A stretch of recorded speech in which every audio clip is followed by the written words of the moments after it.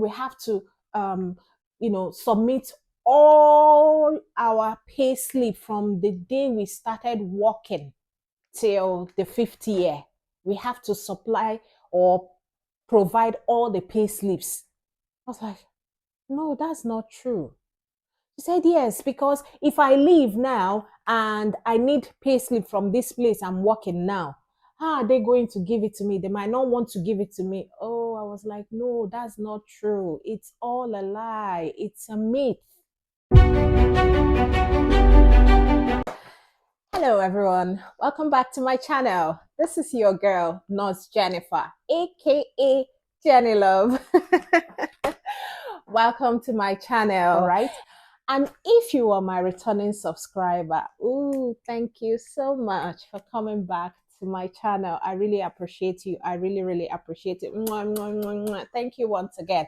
And if you're not a subscriber, by the end of this video, or even in the middle of this video, and you find what I'm about to share interesting, kindly hit the like button, hit the subscription button, and hit the notification bell so that whenever I bring a video, you will be among the first to know. Okay? So today we will be diving into what brought us here. Now, a lot of people have been asking me, Jennifer, what are the requirements of getting ILR?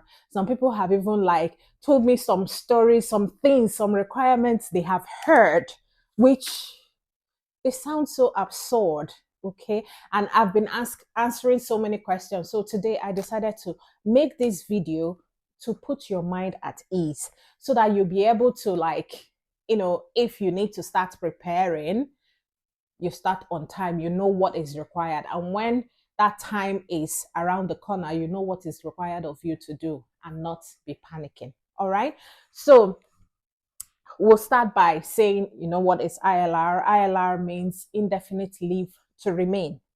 Okay. And you get this indefinite leave to remain after 5 years of being in the UK. Now, this 5 years is only because I'm talking about skilled workers. Previously when I came in, it used to be tier 2 visa. I came in via tier 2 visa, but now it's called skilled worker visa.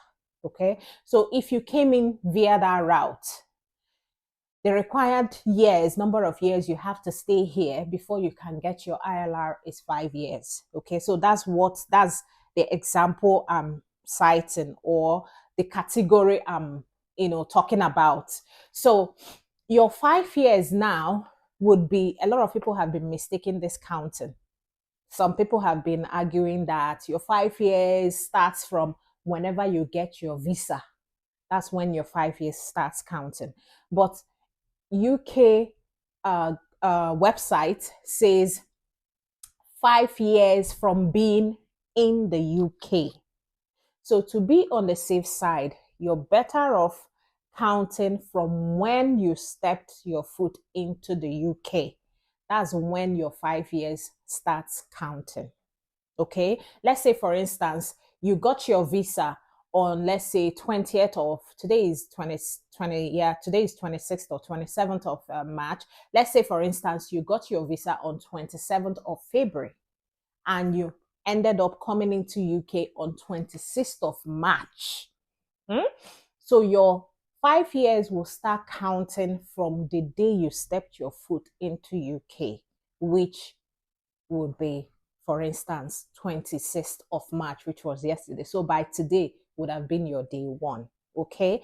Because the reason why I'm advising you to count it that way is, if you apply before you are qualified to apply, you might lose your money. And you know how much we're talking about here. ILR application presently now is £2,885 for one person, be it child, be it an adult.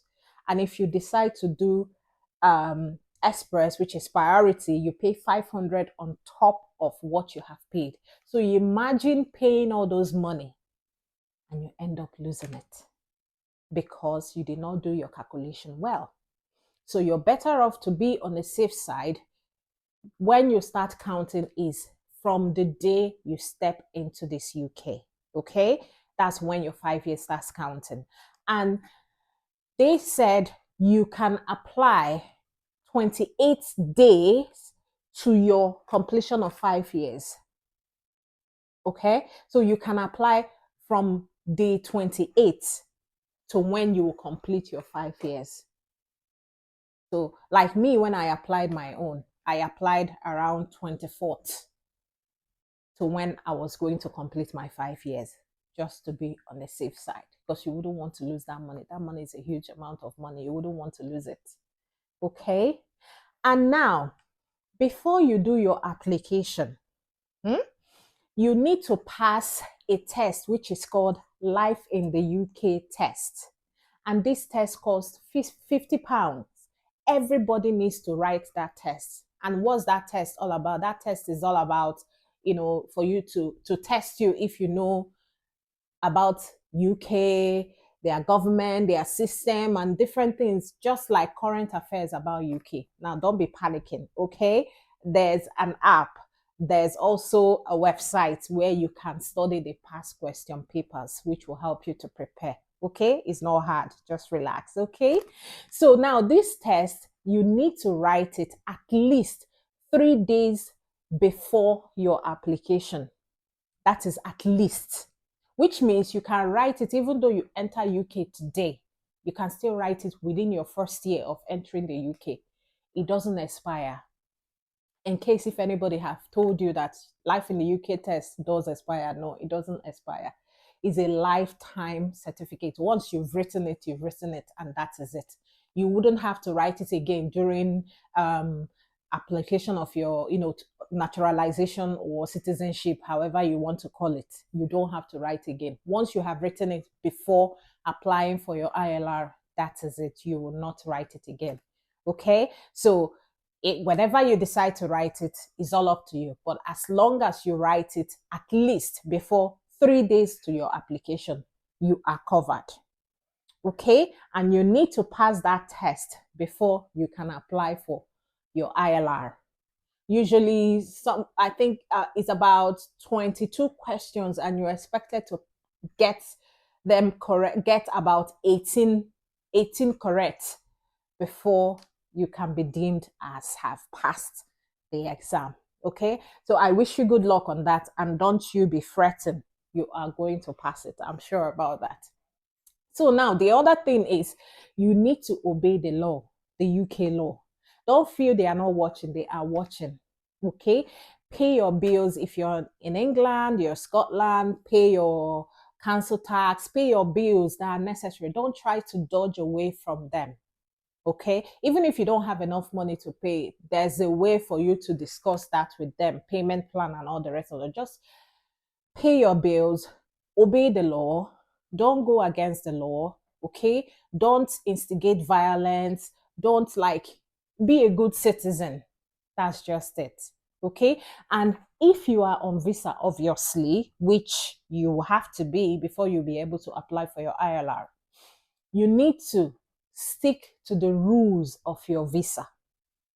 Because at the end of the day, when you are about to apply for your ILR, they'll be looking at all those things.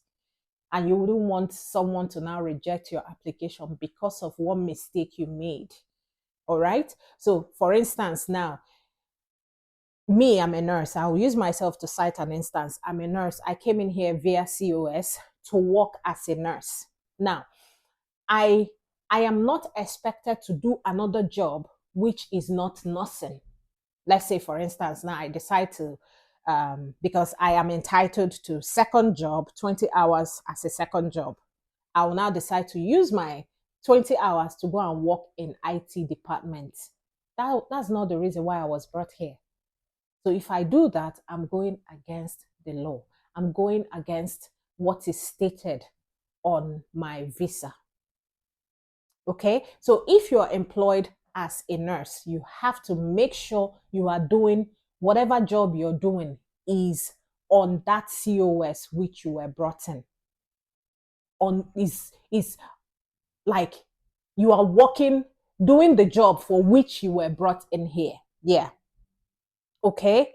And also, if you are brought in here as a carer, make sure you're working as a carer. Don't go and do any other job that is not carer, to avoid you getting into trouble with your application. And also, if you came in here via tier 2 skilled worker visa, you notice that the home office told you that you can do a second job, but not more than 20 hours. Try not to work more than that 20 hours. Some trusts, some hospitals, some places, they pay 10, some of them pay like 10 hours, 45 minutes. You might feel that, oh, 10 hours, 45 minutes is almost like 10 hours. So I can just do 2 long days or 2 long nights. And you feel that 1 hour is nothing. They can overlook it. No. By the time you do 2 long days or 2 long nights, that's amounting to like 21 hours, right? So that's 1 hour each week extra. So times how many weeks you work in a year, calculate it. I'm not good at mathematics. I'm not going to bug my head, but please just don't do it, okay? If you're asked to do nothing more than 20 hours, stick to it. If it means you're working 1 long day and a half day or 1 long night and a half day, stick to it just to avoid you having any issue with home office, okay? Because they don't take it lightly. They love their rules. As long as you're obeying their rules, you won't have any problem. Okay, so if you are obeying the laws in this aspect, these things I've mentioned, you have nothing to worry about. Okay, now another thing they say is try not to be outside the UK for 180 days in 1 year. You see that your 5 years that is counting for you. Each of the year, try not to be outside the UK for 180 days because you will lose that year and you will start all over again. Let's say, for instance, you're already 5 years, but because in one of the year you were outside the UK for 180 days, you've lost that 1 year. So you have to stay another six, like you have to stay another year, which will now make it 6 years before you can then apply for your ILR. So try to avoid that. Okay. So now, what are the requirements? The basic requirements for you to get your ILR. The number one is you need to pass your life in the UK test. Okay, when you have that one, the next is you need a letter from your employer. Okay, it can come from your HR, it can come from your manager, but it has to be on a letter-headed paper. Okay, now the things that are required to be in it, the templates, what home office are looking for is to state who you are, what you work as, how much you're being paid, and how many hours you're working. Okay, and also if you will be needed even after your ILR. Okay, so these are the things that needs to be in that letter that will be coming from your employer, be it your HR or be it your manager. Okay, nothing more, nothing less. All right, if your employer decide to add anything more, well, it's out of their own jurisdiction. But what home office is looking for is just who you are, what you work as, your hours, how much you're being paid, and then to know if you will still be required to work with them even after your ILR. That is just it.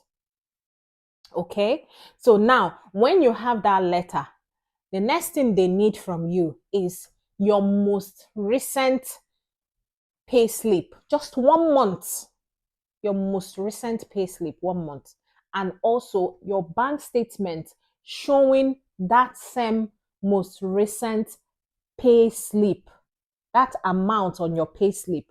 They need your bank statement to reflect that. That's just it. Now I remember one guy I used to work with. That guy will always be telling me, "Oh, Jennifer, I'm tired of this place. I wish I can leave this place. I'm tired of this place." He kept singing that to my ear. And one day I was like, "So what's holding you back?" And he was like, I heard if I leave and go to another place, it might affect my getting ILR. I was like, how? He said, because they said we have to, um, submit all our pay slip from the day we started working till the fifth year. We have to supply or provide all the pay slips. I was like, no, that's not true. She said, yes, because if I leave now and I need pay slip from this place I'm working now, how are they going to give it to me? They might not want to give it to me. Oh, I was like, no, that's not true. It's all a lie. It's a myth. So I'm here today to tell you that you don't have to worry about that. The only thing they want is just your 1 month most recent pay slip and your bank statement reflecting that amount you were paid. That's just it. Okay. And then the next is, if you have been outside the UK, if you have traveled, gone on vacation or gone on holiday, vacation and holiday is the same thing, but you understand what I mean. Gone anywhere outside the UK, they need you to prove that. They need you to tell them that. Okay. So how will you be able to show them that? When you travel outside the country or outside the UK, you must have gone via maybe flight or boat or ferry or whichever way, but you must have paid for the transportation. So on the form, you will state when you were out from UK and when you came in. Now, what they want to see is evidence. So you can prove that evidence by showing your ticket, maybe your flight ticket or whatever ticket. You show it. Now, if you don't have your ticket, don't panic. If you cannot retrieve it from your email, don't panic. Your passport, your international passport. Whenever you're leaving the country, at the airport, they always stamp your passport, the outbound. And whenever you come back, they always stamp the inbound. Okay. And each of those stamps has dates on them. Go and check it. They have dates on them. So that's also an evidence to show when you left the country and when you came back. So if you're not able to provide the email or of maybe leave approval or maybe your flight ticket, you have your passport, you have the inbound stamp and the outbound stamp. So photocopy those and attach it in your application. That will solve the case. You don't have anything to worry. It's not so bogus. The things they require for your ILR is not plenty. They are just very little things you can easily get. Is nothing to fret about. Okay? So with all this, you are ready to put in your application. Okay. And I know some other people went as far as photocopying all the pages of their passports is also a way of showing evidence that you haven't really been outside the UK more than you had told them that you have been out. So it's all up to you. Okay. You can decide to photocopy all the pages of your passport and add it, or you can decide to just photocopy the places you have the outbound stamp showing the date and the inbound stamp showing the date of your coming back to the UK. That's just it. And with all this, you apply, do your application, pay your money, and voila. So another thing is, if you want to get your decision earlier, you can pay 500 priority. And if you pay that 500 priority, they always say you can get your decision within 7 working days. That's like 1 week. Okay. But if you decide not to pay the 500, just expect your decision to come within 6 months of your biometrics, not your application. Because when you apply, you will need to go for your biometrics. So immediately you do that biometrics, that's when your time for decision, expecting your decision, will start counting. Okay. I hope I've been able to explain what you require for your ILR application. You see, it's not too much. There's no plenty things there required. As long as you do all these things, you have all these information, all these requirements, you're good to go. If you have watched up to this time, I really, really appreciate you. Thank you so much. And if you really, really enjoyed this video, or you see this video as being helpful, kindly give this video a thumbs up. I'm waiting. I'm waiting. Thank you for liking my video.